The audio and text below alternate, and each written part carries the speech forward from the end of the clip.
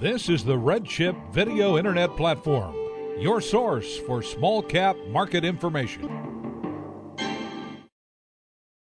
Explain to you why we're involved in these assets and why we think that this is a good investment for the company. First of all, we were looking for very safe mining jurisdictions. We wanted to be in areas where when I was walking to work in the morning, I didn't get shot at. So we're in the state of Alaska and we're in the state of Utah. We know the laws of the United States. We also know that we're in two very mine-friendly states. We're also looking for advanced stage projects, projects that had mineral and that we were able to buy at the right price. Thirdly, grade is king in this business, and if you have high-grade material, you can certainly make some mistakes, which all of us do make in the mining sector, and survive very well. And then finally, we wanted large land holdings. We wanted an opportunity to be able to, if we were successful, be able to be attracted and attractive to major mining companies. One of the things that's always very, very important when you're building companies is how you manage them. I mean, successful business is really about projects, people, and access to capital. And we rely very heavily on our board. We think that's an important part of our business.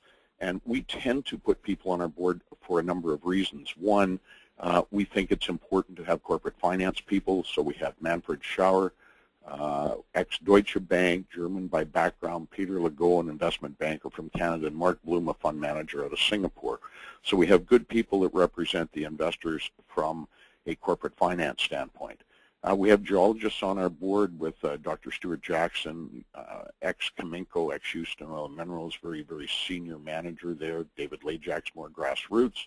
But again, we tend to do drilling, and David's got his eyes and nose to the ground and is very helpful there, and David Heatherly Smith.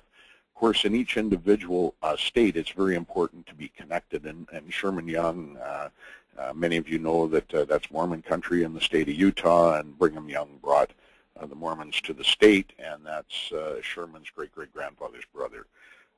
In Alaska, we have Willie Hensley on our board, and Willie is an Inuit, but very important for us is that he is very, very well connected in the state, was instrumental in getting the natives back in the early 70s $1 billion cash and 44 million acres of land, and is extremely well known and connected in the state and can be very helpful to us there. People run companies, and Larry Sigurdstrom is our COO. Larry has a very solid background coming to us.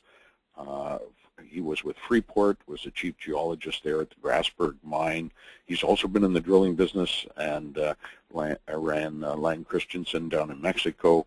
And previous to that, was with Paramount Gold, so he's had experience with juniors as well. Now, Mike Carter oversees our operation in Utah. He came to us via Alamos Gold, where he was in charge of the Mulatos project in Mexico. He's also run a mine for Coeur d'Alene Mines and Occidental Mineral Corporation. And Alaska is overseen by Brad Peak. He had been with Caminco and also with Houston Oil and Minerals. So again, a very, very solid team, and that's important as you move the company forward. When you're looking at junior companies, it's really important to make sure that the principals have skin in the game, and our family has approximately $16 million invested in this company. We also think it's critical for both our staff and managers to own stock, which they buy in the market. So about 40 million shares of this company is owned by either staff or principals of the company, and very, very significant investment. I think that should give investors a lot of comfort as we move this company forward. I'm going to talk to you today about two projects, one in the state of Alaska called the Ambler District, and the second one is a holding we have in Utah through a company called Chief Consolidated Mining Company. First of all, I'm going to talk to you about the Tintic District. If you look at this map, you notice that we're about 65 miles from Salt Lake City, just over an hour drive on paved roads. Importantly, though, and the reason we've included Bingham Canyon on this map is that we are 40 miles away from Bingham Canyon, and we are going to talk about a joint venture we have with Rio Tinto today as we go through this presentation. Bingham Canyon, for those that don't know, is one of the largest open pit mines in the world. It's been a continuous open pit mine since 1906 and produces approximately 25% of all U.S. copper annually, 23% of the U.S.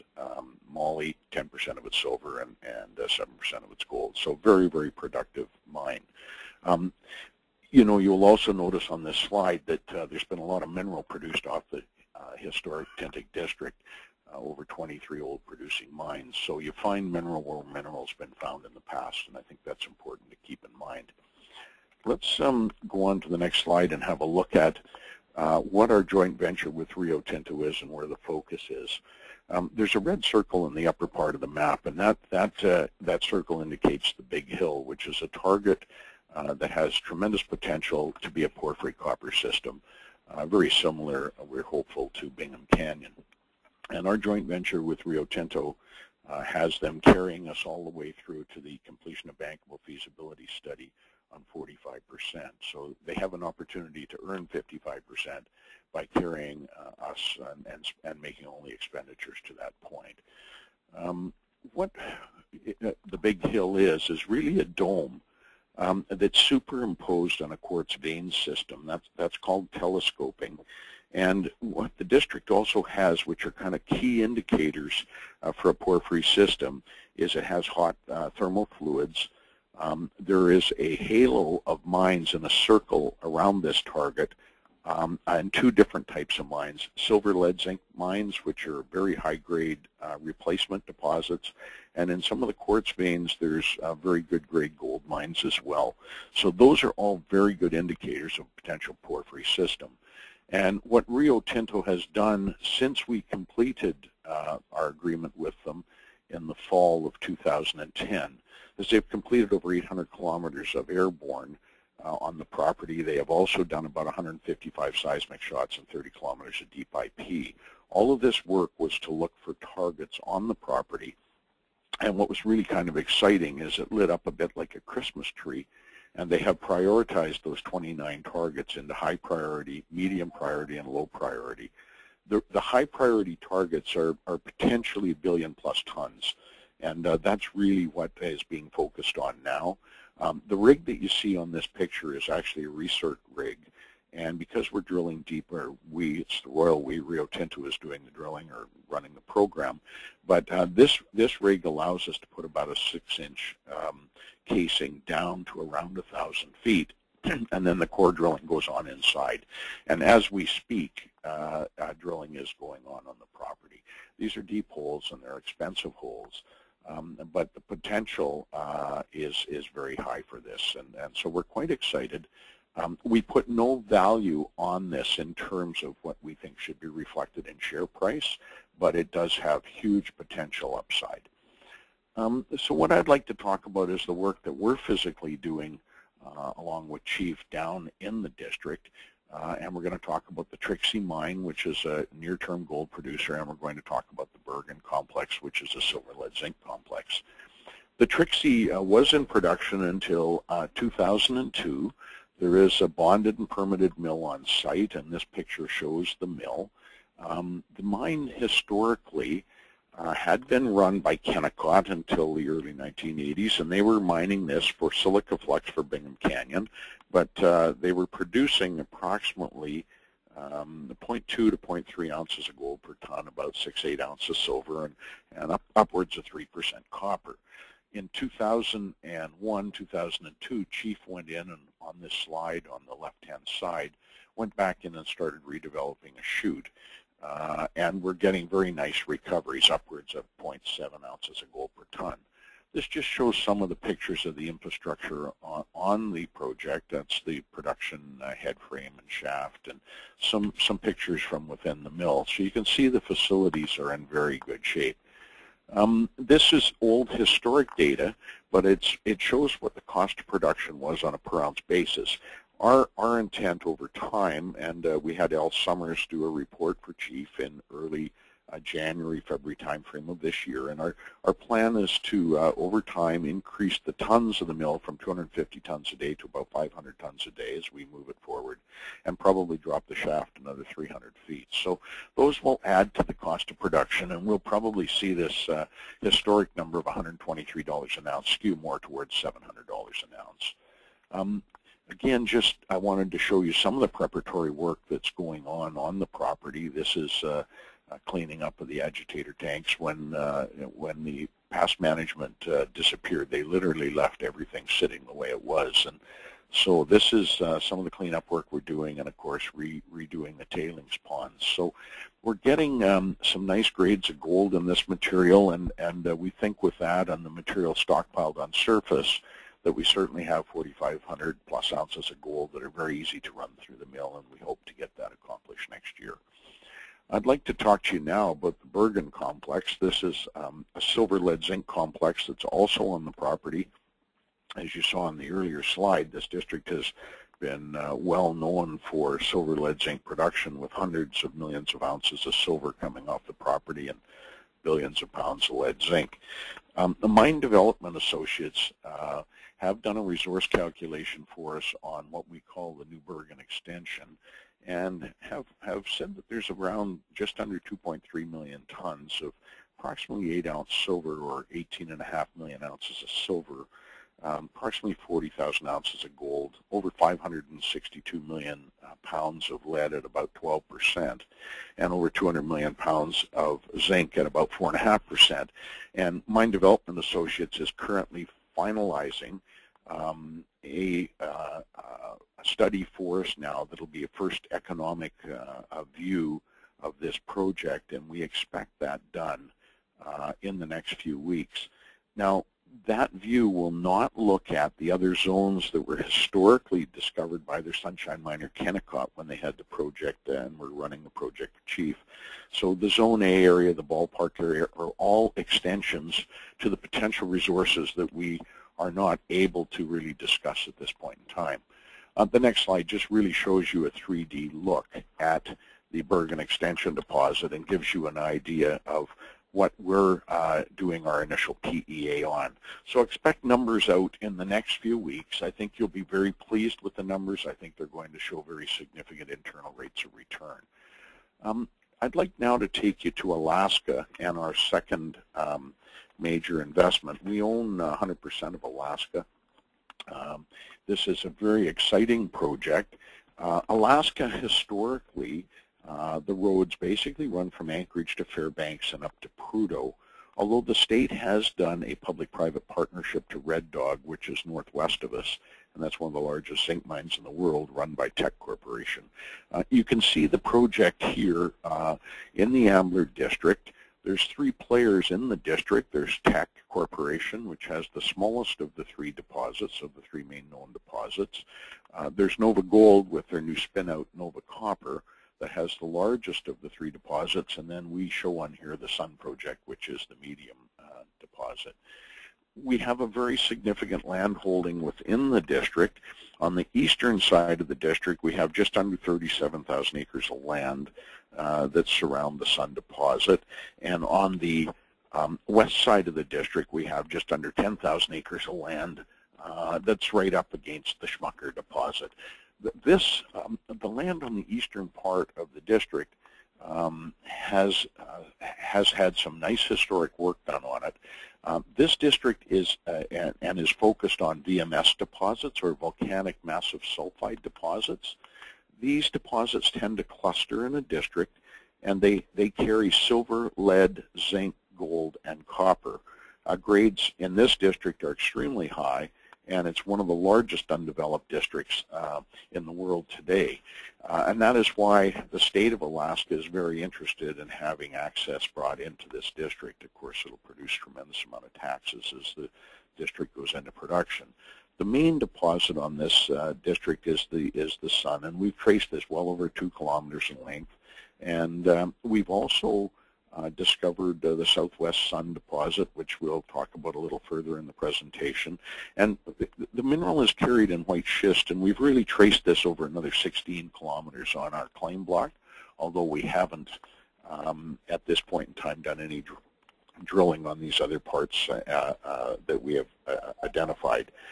The main Sun deposit you can see to the west, Nova Gold's Arctic deposit in the center, and the Schmucker is the Teck project to the far east. Now, Governor Sean Parnell is working very hard on what they call roads to resources, or access into districts like this in Alaska that can potentially generate tremendous amounts of revenue and jobs for the state. The State of Alaska Department of Transportation and Facilities have just completed a 6-volume study that includes a summary report, a design criteria memorandum, a corridor development memorandum, a baseline cost memorandum, a geotechnical memorandum, and an environmental overview memorandum, all of which are focused on bringing access into this district. If you look at the Sun property map that's on your screen now, you'll see the main Sun deposit, and in a slide ahead I'll show you the resources on it. We have focused on drilling on that deposit. The Southwest Sun deposit we have traced for over 500 meters at this point in time, and we'll continue to work on that next year. Picnic Creek was initially discovered by Noranda and has a tremendous potential as well. And as you see the other boxes on the left side of your screen, those are all outcroppings where we can see mineralization but have not done enough work on at this point in time. You know, it's important to note that it's not just us talking about how tremendous this district is, but others like Metal Economics Group, like Nova Gold. And if you look at this slide on the far left side, you see the Arctic deposit, which is Nova Gold, soon to be Nova Copper's main asset in the district. On the far right side is the Sun, and we hope to increase those resources with a new report that we're expecting out next year. We're working now with Mine Development Associates, and they're going back and reviewing not only the 27 drill holes we've drilled into this project, but also the previous 50 holes that were drilled. So we have almost 77 holes, 76, 77 holes drilled into this district around these deposits. And what they're doing is evaluating Kamenko's core, Anaconda's core, and Noranda's core, as well as the core that we have done. And we'll look at then plotting out our drill program for this year so that we can come out with a pretty good resource estimate for the main Sun, and also a very good plan for moving the Southwest Sun forward. This is a historic resource calculation that we're not allowed to rely on because it is not NI 43-101 compliant. But again, the work was done by Canadian Mine Services, Kilbourne Engineering, and Swan Wooster, who are very major corporations for Anaconda, so we have no reason not to believe that this information is accurate. As you see, it's the main Sun deposit is approximately 20 million tons of around 2.4 ounces of silver per ton, 1.9% copper, 1.2% lead, 4.5% zinc. And they never assayed for gold, but we have in our holes, and it's running 0.1 to 1 gram of gold. So again, a very, very nice deposit, rich grades, and with access coming to the district, this could be very, very exciting for us moving forward. Why to invest? You know, there's a lot of opportunities out there in a lot of companies, but I think when you look at a corporation, you want to make sure that the principals have significant amount of money invested in the company. That is a check mark. Secondly, can you trust the board, and can you trust the management team? We have successful people with lots of experience in both of those positions. Thirdly, we just had a strategic investment done in this by a group called Sentient. Sentient is one of the largest private equity funds in this space, and they spent 2.5 months doing due diligence. Not only site visits with their geologists, but also environmental reviews, claim reviews, and made sure that the assets of the company were firmly in place with good upside potential. And the agreement we have with them is when they do reach a 10% threshold, they get a board seat, and at 19.9% threshold, they get a second board seat, and they currently would hold just over 5% of the company. We have also proven as a company and as a junior that we can do deals with majors. We've done a very good deal with Rio Tinto, and we'll see if that ends up being successful for chief shareholders, but we think that it's a tremendous opportunity for us. We have a bonded and permitted mill, and that will allow us to put a mine into production that long-term will be a method for the company to generate cash, and so the chief can move forward without further dilution. And we have a new resource calculation that's just come out from Mine Development Associates. And of course, not only that, we're very close to having our PEA completed. We're already having companies knock on our doors, both silver companies that would like to JV the Bergen project and also lead companies that would like to JV the Bergen project. So the company will be evaluating options, and you may see us bring in a joint venture partner to move that project forward.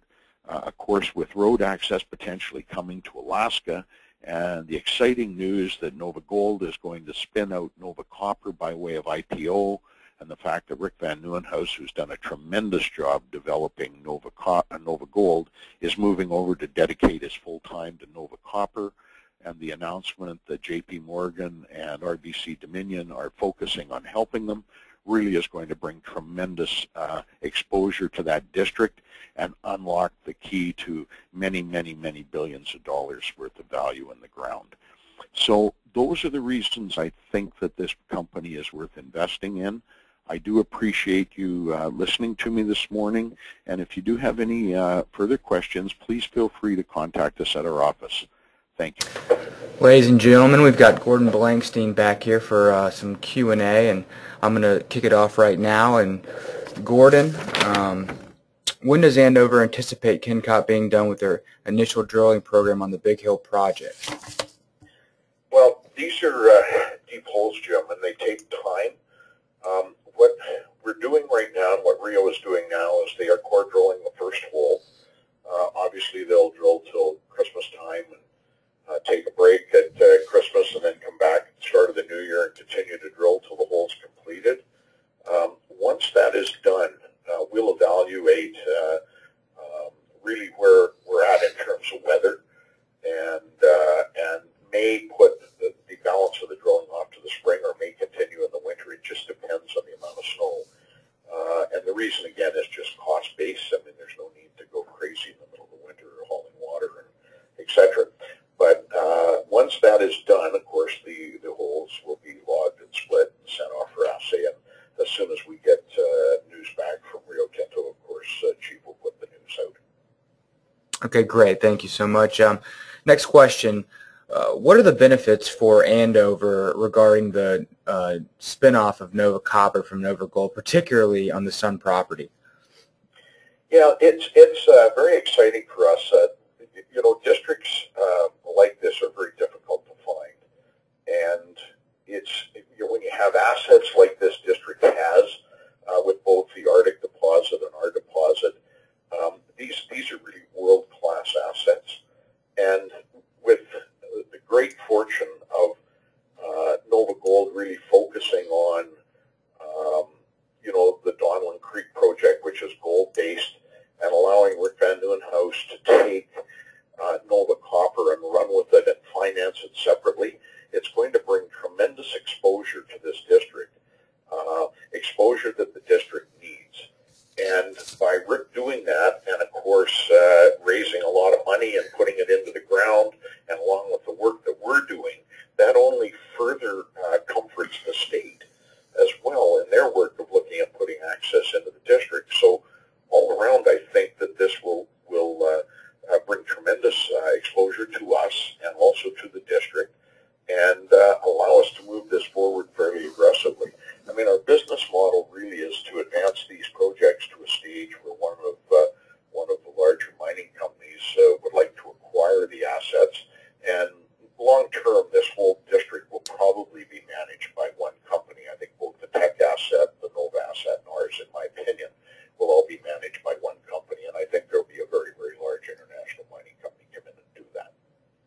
So aside from exposure and association, there's also some plays there as far as infrastructure at the state level and the federal level as well. Is that correct? Yes, that's correct. Absolutely. Okay, thank you. Yeah, the exposure will be not only to the major institutions, but obviously the state has expended a fair amount of money over the last couple of years doing all these studies, and have recognized this as a tremendous opportunity. I mean, if you think back to Alaska,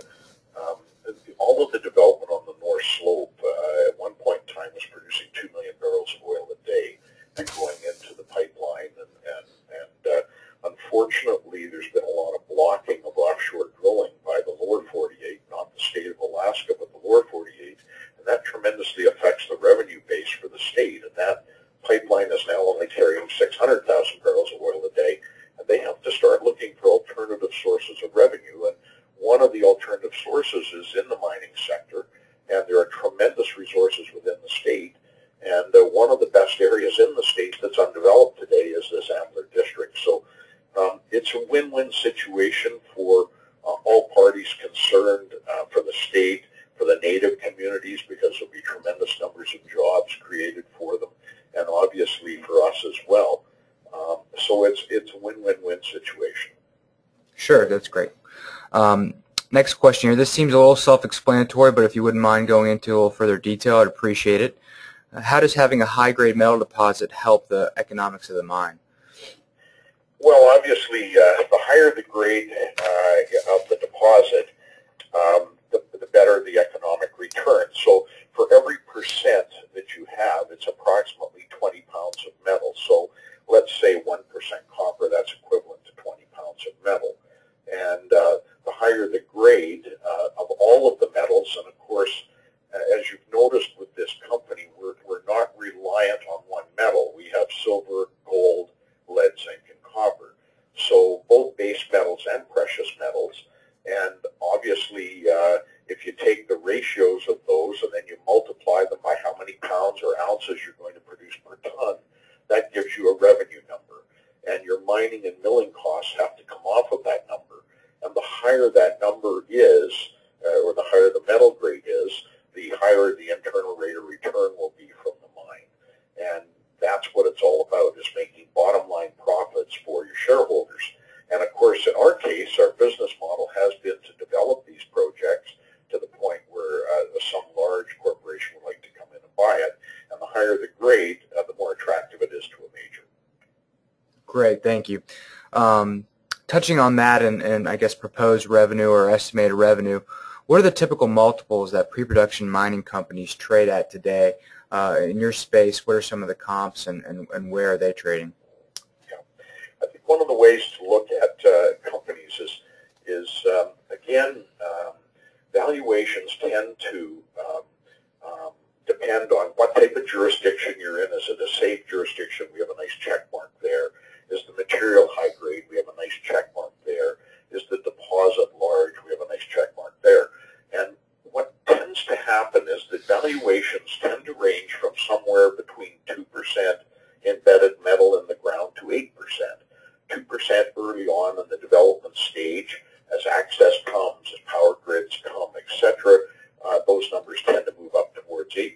So in a case like Alaska, where we have well in excess of $6 billion worth of ore in the ground today and maybe a couple billion more, as we move forward and can prove those resources up, our valuations will move from the 2% level where they should be today up towards 6-8%. One other way to look at it is if you look simply at silver ounces in the ground, once you've developed or found silver ounces in the ground, you tend to get $3 an ounce in the ground. So in Utah, just on the Bergen Extension deposit, we have about 18.5 million ounces of silver. And in Alaska, in the Sun deposit, it appears to be about 50 million ounces. So let's just round it off and say 70 million ounces. At $3 an ounce, that's a $210 million market cap. But those tend to change as you get to PEA. You get up to about $6 an ounce in the ground for silver. And when you get to production, it's about $10 an ounce. So those are kind of some of the measuring sticks that we're seeing in the industry. And of course, they change day to day, but it does indicate tremendous upside potential for a company like ours. Absolutely. Now, do you think that being in North America, you guys are getting a fair valuation for the geopolitical security there, as opposed to some other mining companies, junior miners that are pre-production as well? You know, I think, Jim, just about across the board that most of the juniors would tell you that we're not getting fair valuations today for what we have. And I think typically what happens in these, what I call uncertain times, is that people tend to look at buying the precious metals, either silver or gold, themselves. That's kind of number one. And those have made pretty significant moves over the last 3 or 4 years. They then tend to go to the major mining companies. You know, they buy the Rio Tintos, they buy the Tex, they buy the Barracks. Those corporations have made very significant moves. And then the third wave kind of a metal bull market will be the juniors. The juniors have not made those moves yet. And then, of course, once people start to do their selection within that set of juniors to look for a portfolio that they should invest in, they're going to look at criteria as certainly a safe jurisdiction. Because as I say, Larry Segerstrom can tell you stories from when he was at the Grasberg mine of people being shot at on their way to work. Not a pleasant situation. So it's much, much nicer to be in the safe jurisdiction of the United States. We know the rules, we know the laws, and you know, people say, well, is it more difficult to mine in these jurisdictions? You know, we're 40 miles away from one of the largest open pit mines in the world in Bingham Canyon, and it seems to be doing very well, thank you, in the state of Utah. And in the state of Alaska, one of the largest zinc mines in the world is northwest of us, called the Tech mine called Red Dog. So, you know, all of these things eventually will start to reflect in a share price that I think will offset what the assets are in the ground, and I think that that will be a nice appreciation for shareholders. And that's certainly why our family has put $16 million into this company.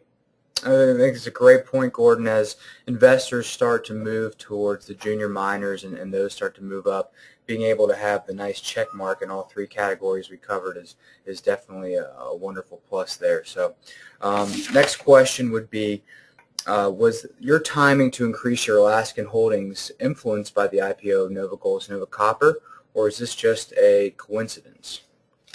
Well, I'd say it obviously with access coming into the district, that's one of the check marks, and with the state looking at it, and of course Nova Gold spinning out Nova Copper, you want to make sure that you have all the prospective ground. But more importantly, it was based on the work that we've done on the ground. We've had some very nice results since we've acquired the Sun project, and our geologists thought it was very, very important for us to add to our land position, because it appeared that there is some very highly prospective ground that we did not have control on both the east and west side of the district. So that's why we increased our land holdings there. But to be sure, Nova Copper spin out is a very positive thing for us, as well as the state getting very active on road access. Great, great. I think we have time for one more question. This will be a little bit more general. But if you had to choose, which one of your properties are you most bullish on or most excited on coming into the next fiscal year? Well, it's hard to choose between the two because they both have such tremendous potential. And, you know, one of the things that we're looking at doing is doing some joint ventures. Of course, that allows the company to move its projects forward without having to spend the capital cost. If you notice, we've done a good job with Rio Tinto. And, you know, if they carried this through to bankable fees, they could spend $100 million. Well, that's a lot of money for a junior mining company. So as a result of that, you know, I think those are smart moves. We're going to focus a drill program in Alaska next year. Chief is going to focus on getting the Trixie Mine into production, and we're going to move further on the Bergen, and potentially, if we can get the right deal, if Chief can find the right deal for a JV partner, whether it be the lead producers who, you know, would sell the silver and produce lead at a negative cost of production, or the silver producers that would sell lead at a negative and produce silver at a negative cost of production. If we can get the right deal, we'll do it. If we don't get the right deal, we'll proceed ourselves. Gordon, thank you so much again for your time today and calling back in and answering some questions. We really do appreciate it. No, it's my pleasure, and thank you very much for having me. This report is not a recommendation or solicitation to purchase or sell any security, nor does it constitute investment advice. Visit RedChip.com for full financial disclosures on RedChip clients.